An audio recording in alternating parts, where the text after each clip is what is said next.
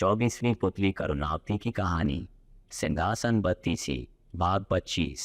24वीं पुतली करुणावती ने जो कथा कही वह इस प्रकार है। राजा विक्रमादित्य का सारा समय ही अपनी प्रजा के दुखों का निवारण करने में बीतता था।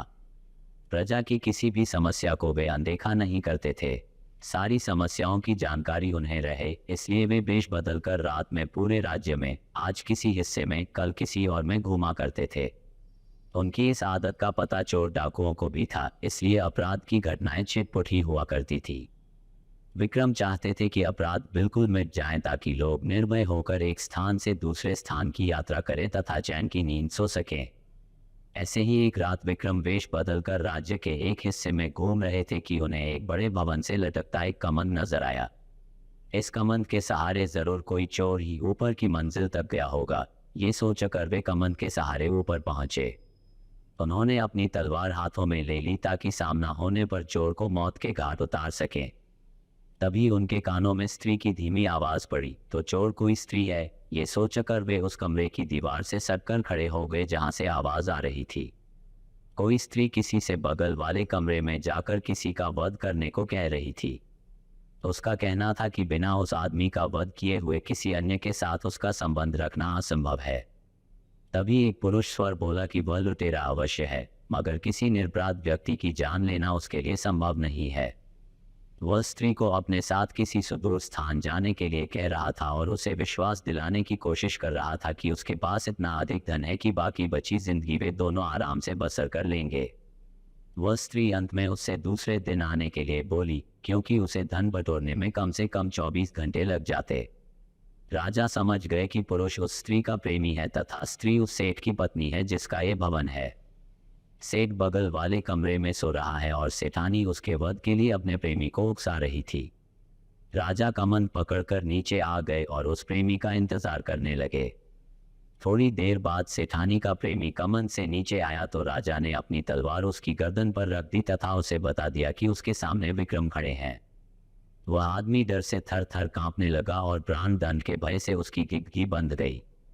जब राजा ने उसे सच बताने पर मृत्यु दंड न देने का वायदा किया तो उसने अपनी कहानी इस प्रकार बताई। मैं बचपन से ही उससे प्रेम करता था तथा उसके साथ विवाह के सपने संजोए हुए था। मेरे पास भी बहुत सारा धन था क्योंकि मेरे पिता एक बहुत ही बड़े व्यापारी थे, लेकिन मेरे सुखी भविष्य के सारे सपने धरे के धरे रह गए। एक दिन मेरे पिताजी का धन से भरा जहाज समुद्री डाकुओं ने लूट लिया। लूट की खबर पाते ही मेरे पिताजी के दिल को ऐसा धक्का लगा कि उनके प्राण निकल गए। हम लोग कंगाल हो गए। मैं अपनी तबाही का कारण उन समुद्री डाकुओं को मानकर उनसे बदला लेने निकल पड़ा। कई वर्षों तक ठोकर खाने के बाद मुझे उनका पता चल ही गया। मैंने बहुत मुश्किल से उनका विश्वास जीता तथा उनके दल में शामिल हो गया। अवसर पाते ही मैं किसी एक का वध कर देता। एक एक करके मैंने पूरे दल का सफाया कर दिया और लूट से जो धन उन्होंने एकत्र किया था वह लेकर अपने घर वापस चला आया। वह आदमी रोता हुआ राजा के चरणों में गिर पड़ा तथा अपना अपराध क्षमा करने के लिए प्रार्थना करने लगा। राजा ने मृत्युंज के बदले उसे वीरता और सत्यवादिता के लिए ढेरों पुरस्कार दिए। उस आदमी की आंखें खुल चुकी थी। दूसरे दिन रात को उस प्रेमी का भेष धरकर वे कमंद के सहारे उसकी प्रेमिका के पास पहुंचे। उनके पहुंचते ही उस स्त्री ने स्वर्णाभूषणों की बड़ी सी थैली उन्हें अपना प्रेमी समझकर पकड़ा दी और बोली कि उसने विष खिलाकर सेठ को मार दिया और सारे स्वर्णाभूषण और हीरे जवाहरात चुनकर इस थैली में भर लिए। जब राजा कुछ नहीं बोले तो उसे शक हुआ और उसने नकली दाढ़ी मूंछ नोच ली।